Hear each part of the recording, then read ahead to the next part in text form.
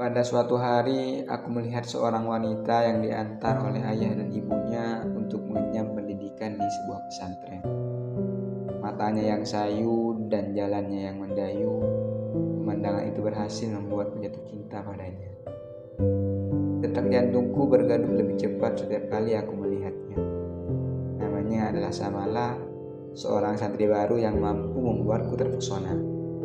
Pada waktu itu, aku yang sedang mengenyam pendidikan di kelas 1 SMA dan ia di kelas 1 MTS di pesantren yang sama. Mustahil kiranya bisa bersatu dengannya.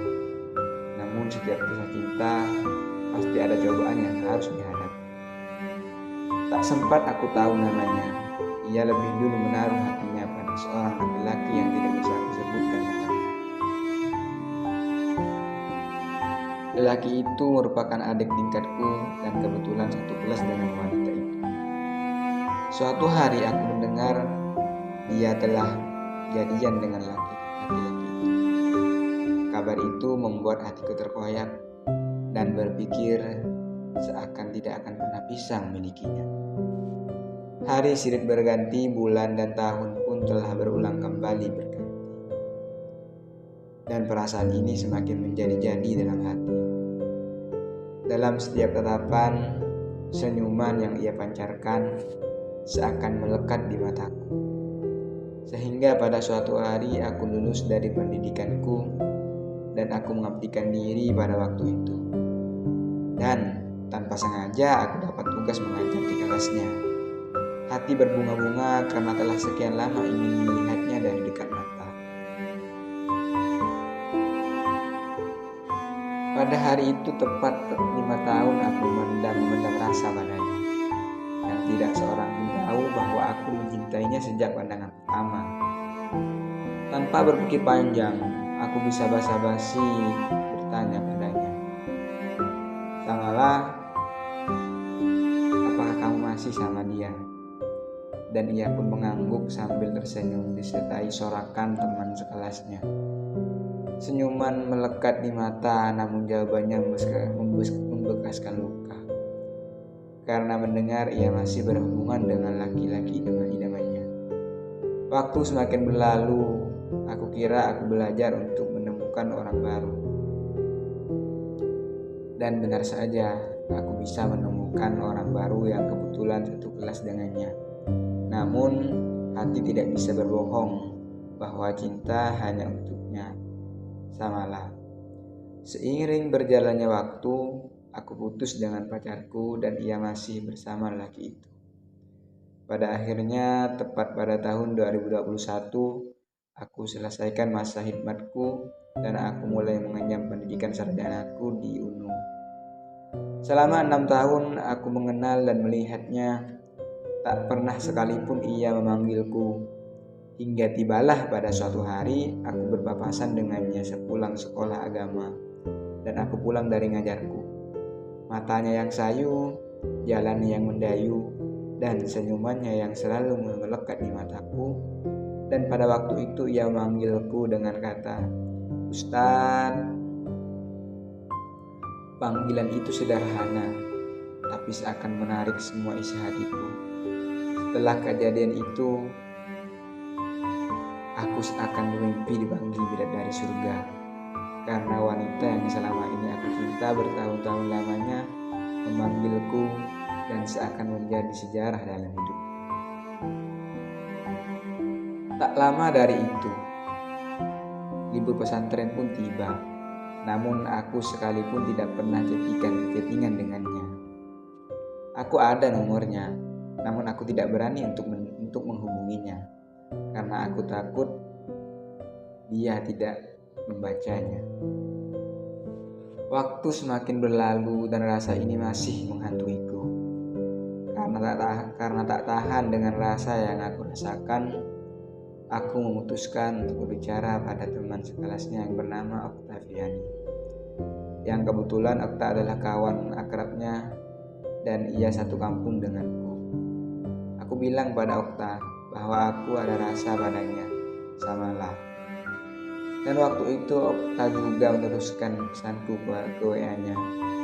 Mulai hari itu Ia bertanya-tanya siapa orang yang Okta maksud. Namun aku melarang Okta untuk memberitahu namaku, karena aku tak sanggup bila ada kata penolakan darinya. Dan pada waktu itu kami chattingan melalui pesan yang diteruskan oleh Okta, dan tanpa ia tahu siapa diriku. Dan muncullah pesan dari wanita itu yang bertuliskan, kalau sayang itu harus berani memulai. Dan kata itu membuat aku semangat, dan aku mulai berpikir apakah ini sudah waktunya untuk aku mendekatinya. Dan pada akhirnya kami kembali hilang kabar. Tapi suatu hari wanita itu kembali bertanya pada Okta, siapa sebenarnya diriku? Dan Okta kembali meneruskan pesan wanita itu kepadaku, hingga aku memberikan saran pada Okta untuk memberitahu inisial namaku. Singkat cerita, setelah berjalan lama aku mulai berani menghubunginya, akan tetapi aku tarik kembali pesan itu karena aku takut tak dibacanya. Tak lama kemudian ia membalas dengan kata siapa, dan aku pun memberitahu namaku. Mulai waktu itu kami mulai chattingan. Ia meresponku dengan baik, seakan ia telah menerimaku.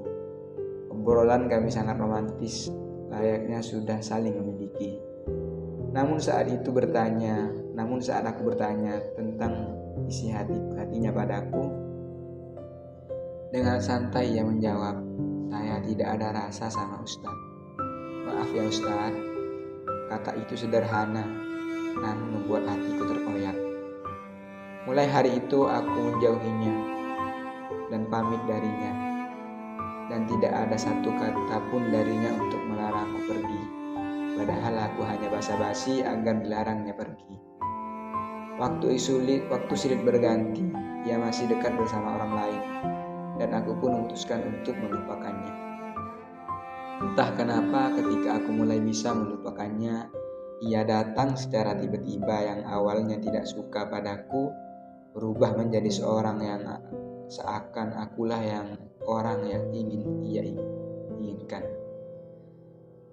Ia memang jujur hati ini tidak percaya, namun seiring berjalannya hubungan aku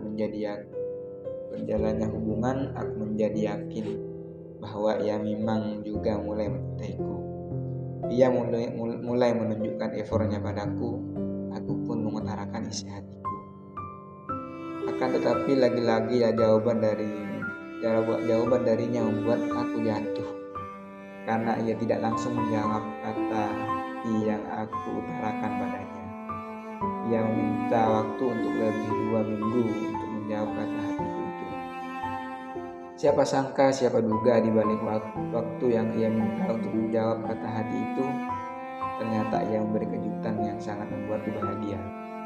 Ia menjawab kata hati itu tepat di hari ulang tahunku, yang kuanggap bahwa jawaban itu adalah kado ulang tahun terbaik dalam hidupku, karena aku bisa mendapatkan seorang bidadari yang selama ini aku dambakan.